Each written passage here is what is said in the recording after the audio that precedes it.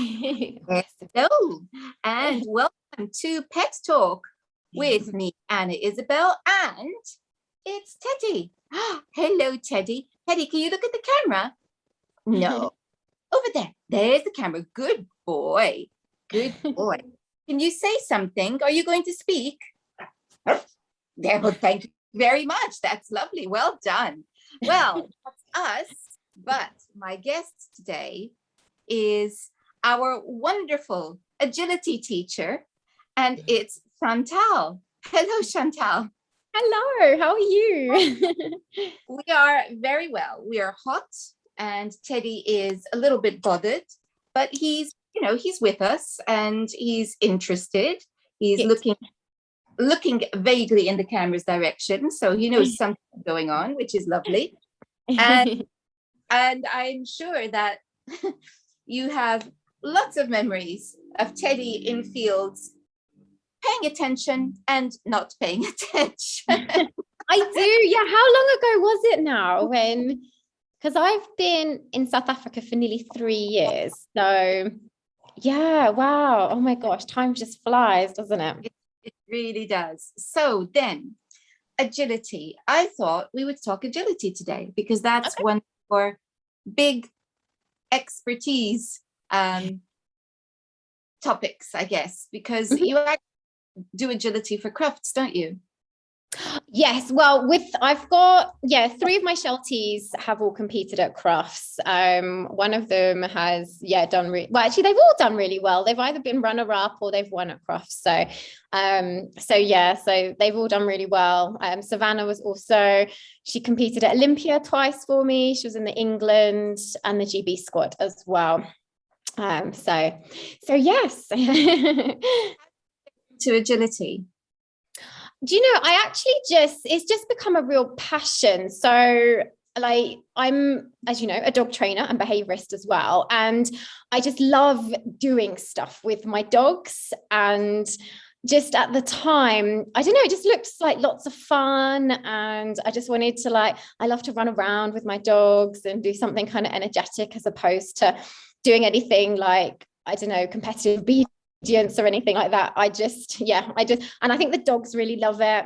They really enjoy it. And I think it's so important as well for dogs to kind of have a job, if you like, as well. I see, as a behaviorist, I see so many dogs that probably the majority of their behavior problems are due to just their needs not being met physically or mentally.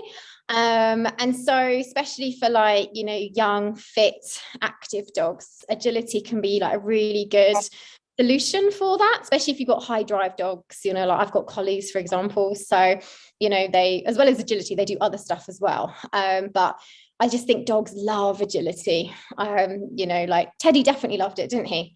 He really did. And I think so it's what you said, it seems like a fun thing to do, and it is a fun thing to do. And I think what I got from it, particularly at that time, because he was still very young, was that it taught me how to communicate with him. Yes. And you were very good at pointing out where my clumsiness was letting him down. Which is absolutely right, just the mere notion that where my body is pointing not what I'm saying to him, and watching my body, that's a really important thing in agility, but it's a very important life skill for us to learn when we're communicating with our dogs, because it makes communication clearer. So I got that from it. And the minute you start working with your dog, the bond deepens. Yes, definitely. And I think it's because they're having fun, but also it's because you're teaching them to observe you.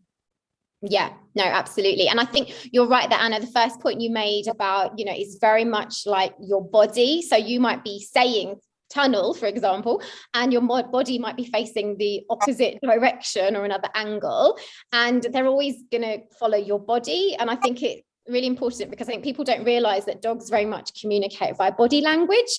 Yeah, and we're very verbal as a species, so we like to talk. So and I think that's really clear in agility. You know, it's almost like, I don't know, it's almost like teaching someone to dance. I have got a dance teacher in one of my classes, and she said it's the same kind of principle, you know, it's just learning how to use your body and how to direct your body. And it's definitely a skill that humans need to learn as well as the dogs. It's, you know, if anything, you're kind of teaching the owners more about how to handle, because once the owners then get it right, then becomes a lot easier for the dog. There was Teddy was always impeccable when he was in. I know it's always us that gets it wrong. Absolutely. We can. That's the thing, is that what we're doing is we're reconnecting with our own bodies, because what we're doing is learning to be aware of what our bodies are doing. Instead of just blithely going along, not really noticing our body. Attention to our body language, and by aware of our body language, our communication with them is so much more clear. So I think that's probably those are the two most valuable things that I got from it. Can you think of anything else that's really important that I've missed? No, I agree. I think it is a real kind of deepening of a relationship, you know, and I think as well, the skills that you need before you even start agility. I think a lot of people want to do agility and actually they've got kind of no bond with their dog at all. So having that, you know, that initial kind of bond is super, super important. And I just love it as well, because I think there's always something to train with agility, and it very much kind of keeps me in the present with my dogs. You know, I think, you know, quite often I find it really mentally relaxing for me as well. You know, I just love going to an agility show and just being with my dogs and with my friends with dogs, and all we talk about is our dogs. And just for a day, you kind of are just so present with your dogs, and you kind of forget everything else that's going on around you, or any other kind of worries or that kind of thing. And that for me is like really, really relaxing and, you know, important as well. So from like the mental well-being of owners, I think as well, you know, and just the number of friends that I've developed from agility. And, you know, I think it really widens your social circle. I think just having a dog anyway, you know, as you know, widens your social circle massively. You know, but when you're doing something like a sport where you regularly see people and everything as well, I think you can make really good friendships and stuff from it as well. So I think the general mental well-being for us as well is a good thing. Brilliant, actually, because you're right. When you are doing something like agility, you have to completely focus on the present and what's happening. And although that sounds quite tiring because it involves concentration, it's a really good thing, because what you're doing is you're letting your brain relax, because only just focusing on one thing. So when we talk about mindfulness, this is it. Definitely. No, absolutely. Definitely. And I'm quite into my mindfulness things, and, you know, and I find stuff like meditating and stuff quite difficult. So I like to practice just being present, and doing anything with your animals, I think just really brings you to that. So that's what I love about it as well. Actually, that's a good point, because even playing tug with Teddy, that is, I have to be very present, because he's completely grabbing my attention. He's going to grab that toy, run around the kitchen table with me chasing him, and I have to put on a good show. Absolutely. A million years am I going to catch him, because he is an as they all are, at just at the right distance to keep us interested, but we're never going to that. But then at some point he's going to turn, and he's going to be ready for the game of tug, and I have to be ready. And also tactics. He's really such a strategist when we're playing chase, where he'll suddenly turn, and he's developed this thing now where he charges towards me. Before, you know, changing direction, but no, now he's actually charging at me, And it always catches me by surprise, especially Yeah. mind has wandered. Yeah, no, absolutely, and it's just like what you mentioned is just like, it's just the joy of having a dog, and interacting with them in a way that's fun. And yeah, no, they bring so much joy to your life, don't they? So it's lovely. So what we're saying is agility is going to help you to develop body awareness and mindfulness. Never mind your dog. Exactly.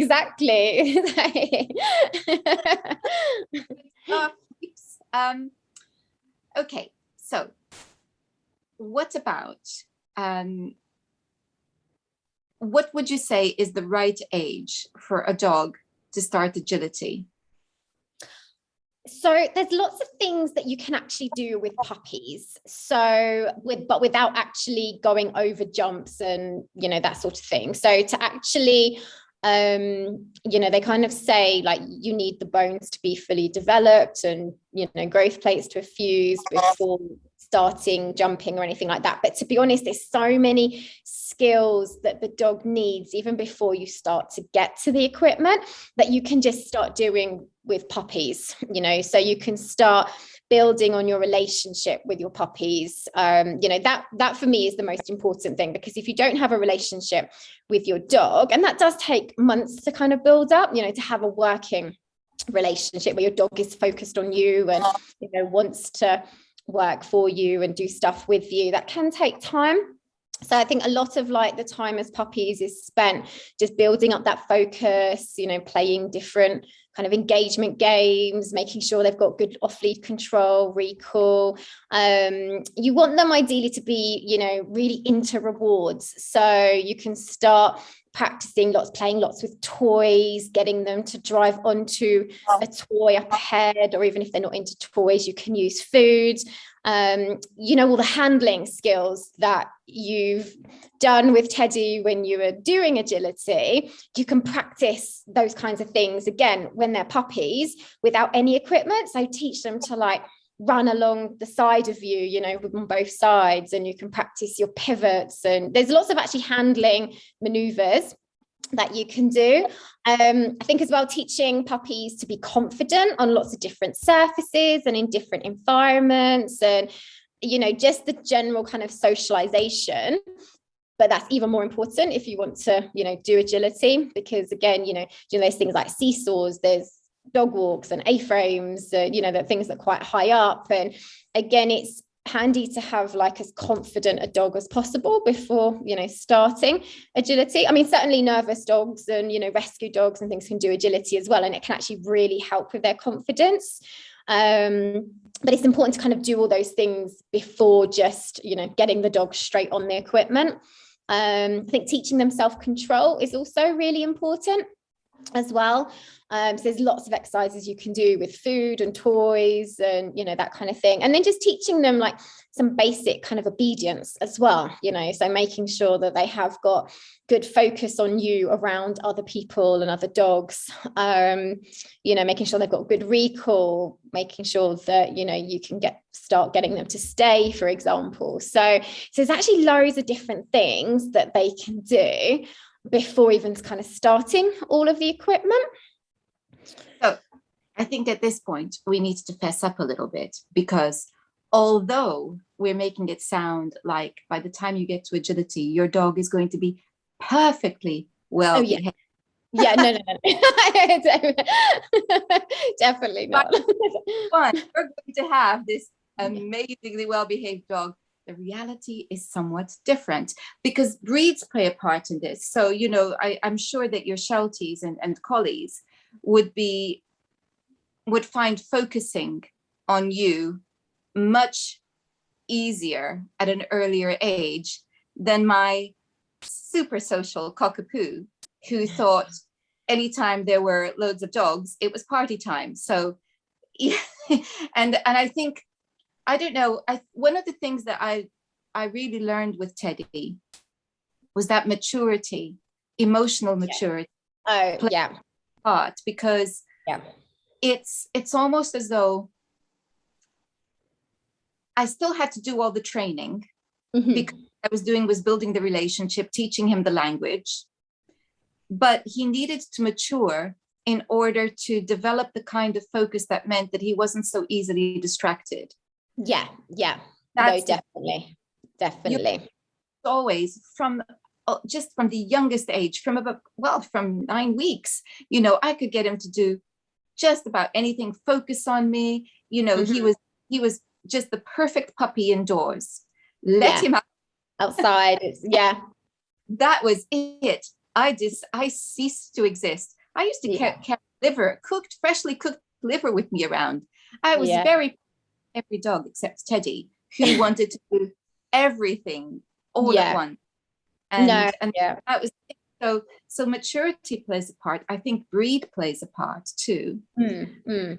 Yeah, definitely. Yeah. No, and absolutely. The other thing I learned with Teddy was that he learns a lot better on one-to-one than in a class with other dogs. I'm sure not the only. Well, that's the thing. I mean, class environments, they're quite unnatural for dogs, so not every dog works well in a class, and like you get dogs that are reactive with other dogs, so my male border collie, my young one, he can be reactive with certain dogs. He's much better now, but when he was younger, putting him in a class, he really struggled, especially after like lockdown and everything. We then came out of lockdown after a few months and was just like, oh my gosh, and he just kind of couldn't cope with the world, and he couldn't cope with classes at that point. So yeah, definitely one-to-ones do have a benefit, because as well you can then work at the dog's own pace as opposed to the class pace, so you don't feel like you're falling behind, or you don't feel like it's going too slowly or anything. So like what you say, maturity definitely plays a part. Like Splash, my little Sheltie, when he was young, he was extremely sociable, very, very sociable. So and probably with Spirit, my border collie, he was 2 in February, and he was probably when you got to 2, I was like, okay, you have got a brain. Bless him. But I remember the same with Savannah as well. Agility, I think, as well, you don't realize how mentally taxing and tiring it is for dogs. So we're asking a lot for them to be off lead and to do obstacles and to learn all the skills and things. And it's definitely not something, that it does, it takes years. And even then you're still training things, because there's always something to train in agility. So it never gets boring, which is why I love it as well. It's brought to memory. I don't know whether you remember this, but I think it was the second class that we attended, somebody put a toy on the floor and had been eyeing it up, waiting his turn. He'd been eyeing it up, and I'd been managing to keep him, from running at it, and then it was his turn to go. And let him off, and the very first thing he did, pick up that toy. And I remember there was no back. I was mortified. It was so embarrassing. And that stopped him was a call of nature. And he's taking pity on me. Oh, bless him. Yeah, I do remember that. He just was like, no, we're just here to socialize. We're like, that's a toy over there. What else am I supposed to do? Exactly. And that's also the lesson where he one of the dogs, when it was their turn, went into the tunnel, and he decided that he would go into the tunnel too. After so that was where I began to think, bored when he is waiting for his turn. He's digging, looking around and thinking, what am I doing here? Surely I should be doing instead of sitting and waiting around. And then disrupting the class. Oh no, bless him. He was just there to have fun. He was like and taking turns is not fun. Absolutely, definitely. Likes the cue, and Teddy is no exception. So I think that's all of these things are things to keep in mind, because it's very easy for people to feel like they're failing, isn't it? Oh yeah, no, absolutely, absolutely. And that's why, we almost do like pre-agility classes now, to kind of teach those foundations even before kind of moving on to equipment, because I think people as well, you watch something when it's done well, it looks really easy. So people that watch crufts and that kind of thing, like the handlers make it look really, really easy. And so they come to class on the first lesson and then they're distraught when their dog runs off to say hello to another dog instead of, coming with them and that kind of thing. But, gosh, even now, we train a few times a week with my dogs and, there's still always something to train. Never yeah. Stop. And that's the joy, because that's about Absolutely. the evolving relationship with your dog. It's true. You watch agility and you have these graceful, athletic people, running around and really knowing what they're doing. And then you get out there. I always felt like a dancing elephant. But it's like anything, but it's like anything though, skill, takes years to learn and to perfect and things. So, it's, if I learn a new skill, I'm absolutely useless at it to begin with. I think it always takes a good while to learn and stuff. So, and like you say, it's all about your body coordination and, we're not used to using our bodies in that kind of way. So we're very much learning as well as training the dog. So that makes it even more difficult, because you're not just concentrating on the dog, you've got to concentrate on where you're going and what you're doing and everything else as well. So it might be that for the human's sake, they also might prefer one-to-one. Yeah. We'll have to do pre-agility classes for, just the owners. No dogs for the first couple of weeks. Oh, okay. So it's very clear what the benefits are. Of course, exercise. Actually, one thing that I would say, because you also talked about how hard the dog is working and concentrating. And one of the things I really appreciated about you was that you were very happy to let Teddy have a break. And that he could have a break. He could go and sniff something or roll something, very likely. And then he'd be ready to start again. So I really loved that. I really appreciated that. But one thing I used to do for him afterwards is I used to take him out for a walk so that he could have the freedom to be off lead and sniff and do whatever he. That was that was a dog. Because I acknowledging that he had just half an hour. And absolutely, that's so important. Yeah. So I would recommend that for people as well.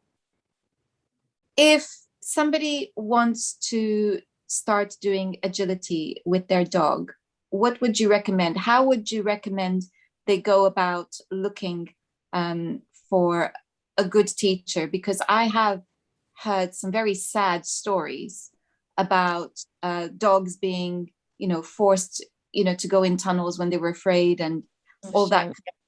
So how do we go about looking for a good agility teacher?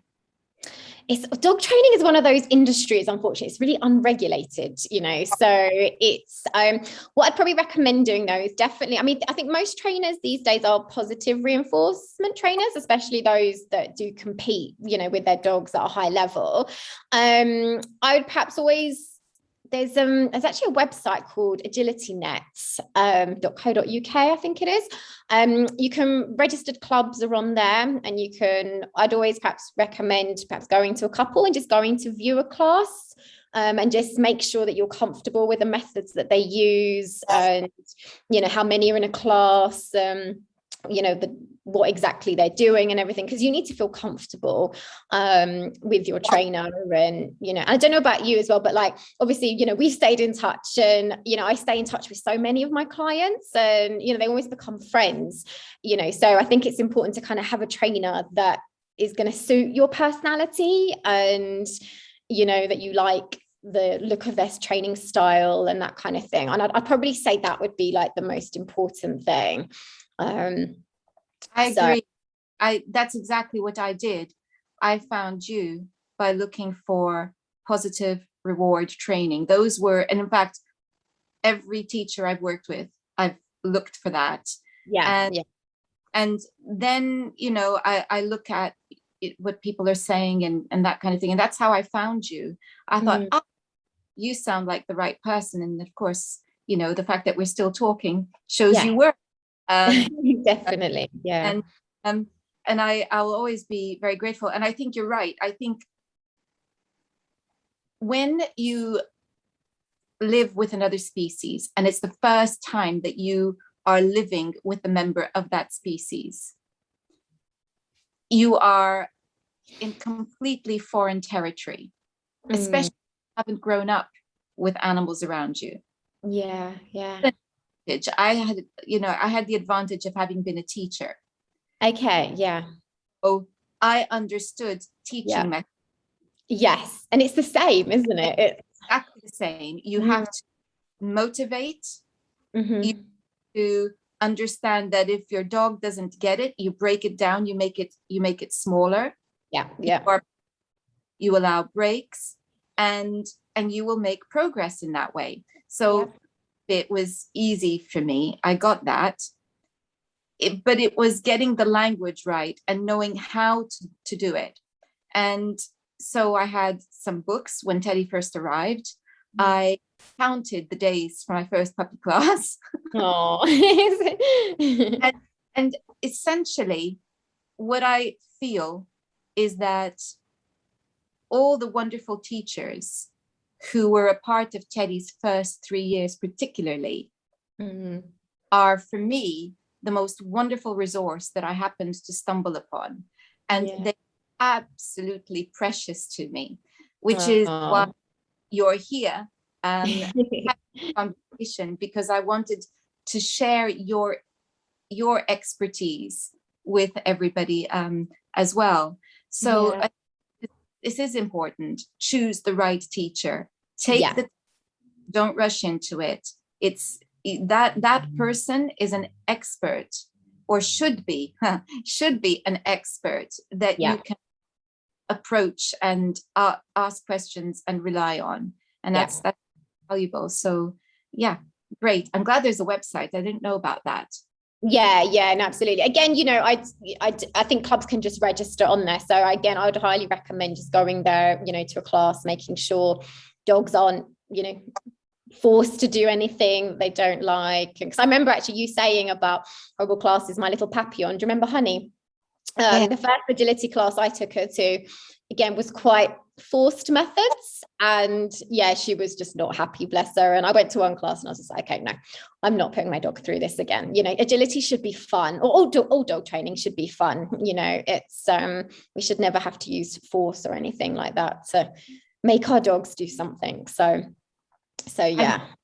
and you mentioned Papillon, your little Papillon, Honey, and I just have this memory of one of the classes, this tiny dog, I can't remember what breed it was, on top of that A-frame, that really high A-frame, and thinking, wow, is this that any dog, any breed can do agility, even the I think, as long as the dog is fits kind of fairly healthy. So overweight dogs can be a bit of an issue in terms of like the jumping, and it's not good for their joints and stuff if they have got a lot of weight on them. But as long as they're generally healthy and you've got the all clear from the vet and everything, then there's no reason why any dog shouldn't do agility. I've seen pugs competing at agility, I've seen little mini Daxies do agility. So again, for things like, the giant breeds, they'll probably struggle going through the tunnels and, that kind of thing, because again, they're going to have to crawl right through, and you just don't want anything to impact their shoulders. But generally, for the majority of breeds and stuff, then there's no reason why not. Jumps can always be kept low and that kind of thing. So it's easily adaptable. It's actually, that's a point, because I don't think I've ever seen a Great Dane doing agility. No. Quite But actually, you mentioning, the physical fitness with some dogs perhaps being problematic and therefore stopping them from doing something like agility. But that made me think about hoopers. Yeah, no, hoopers is brilliant for that. And the tunnels actually as well, they're much bigger, like much wider. So yeah, the giant breeds, that will be much more suitable for them. Definitely. And as well, there's no jumping in hoopers as well. So I think it might be good for you to explain what hoopers is. Okay, so hoopers is a sport that is mainly made of like hoops. So if you think of like the ground and the hoop going over the ground, if that makes sense, and tunnels. And you're basically, it's a bit like agility in that you're sending the dog around the course, but instead of going over jumps and contact equipment, they're going through the hoops. And then say the tunnels are much bigger, and they tend to be shorter as well. I think it was kind of created in America. And if you look it up on YouTube, it can be amazing because the whole idea, I think, initially of hoopers was for you to stand in the middle or stand in a set box and then just send your dogs. So it's a lot of like distance handling. But I know in the UK now they do have organizations where you can run with your dogs as well. So again, there's something for everyone. But yeah, hoopers is definitely a good thing to do as well. And say it doesn't involve any kind of jumping or anything. So it's a lot more lower impact. So that can be good for puppies and the larger breeds as well. So yeah, definitely. Impact sport, and perhaps also easier on the physicality of the handler. Yeah, definitely. But even in agility, you can teach distance handling and agility. Like I've taught some amazing people where they can't run, but they can send their dogs, and they're absolutely amazing to watch. It's such a skill. So yeah, no, it's incredible. So it's so basically what we're saying then is that hoopers involves most of the handling skills that agility involves, but it's easier for dogs who have more issues like joint problems or something. It's more gentle on the body. Yeah, definitely. I don't think there's not as many cues to kind of teach your dogs, so in agility, you've got all the contact equipment, you've got the weaves, the jumps, the tunnels, the tire, the long jump, there's a lot of obstacles. And then within the jump as well, all the different turns and things that you can do. Whereas with hoopers, there's not as many cues or anything. So it can be simpler to teach. So that can also be quite nice for some people. And for you, why is it so many dogs don't like the weaves? I've never had that issue. I think it's just an obstacle that it probably takes quite a while to teach because it's such an unnatural body movement, for the dog to wiggle in and out of the pole. Yeah. But when you teach it, if you teach it in the right way, then yeah, dogs don't have a problem with them at all. So if anything, probably the seesaw can be a little frightening to dogs if they're allowed to just go up it and it bangs. And, so again, any equipment like that is introduced very, very gradually. So the dog should never kind of be frightened at any point. So yeah. Well, our loss is South Africa's gain because that's where you are now residing. I have a lovely agility trainer in the UK that works for me and is amazing. So she's awesome. If people wanted to actually get in touch with you in South Africa, so I'm still very much I still have all my UK based work and stuff. So I'm still running. So my website is ck9training.co.uk. So you can get hold of me there. I think my telephone number's on my website, or you can email me as well. So yeah, we still run agility classes and one-to-ones, and they're still really popular, along with everything else that we do as well. So yes. So this is these are teachers that you've trained yourself. Yeah, one of my agility trainers, she's competed at Crufts as well. She's like one of my really, really good friends who actually I got to know through competing in agility. And yeah, she's one of my best friends, and she's been working with me for quite a few years now. So now she does all like the face-to-face agility stuff. I do online agility sessions as well. So I've kind of started that over lockdown, and I still do that for some people as well. So that also works really well. If people, you know, are struggling with something or they just want exercises, it's very easy to actually do online. So yes. Okay, well, Chantal, thank you so much for joining us on Pet Talk today. Oh, thank you for having me. I feel honored to be on here. Now completely. Oh no, he was asleep a moment ago, but he heard his name. Thought he'd look up to see what was going on. But bless him, he's gorgeous. Oh, it's been lovely to see you both. And well, thank you all for watching this. It's not our first interview, it's our second interview on Pet Talk, but it is our first exclusively about dogs. So thank you all for joining us, and I hope that you will join us again. I am planning on speaking to somebody about dog cognitive skills next time. Her name is Kay Atwood, so join us then. Goodbye.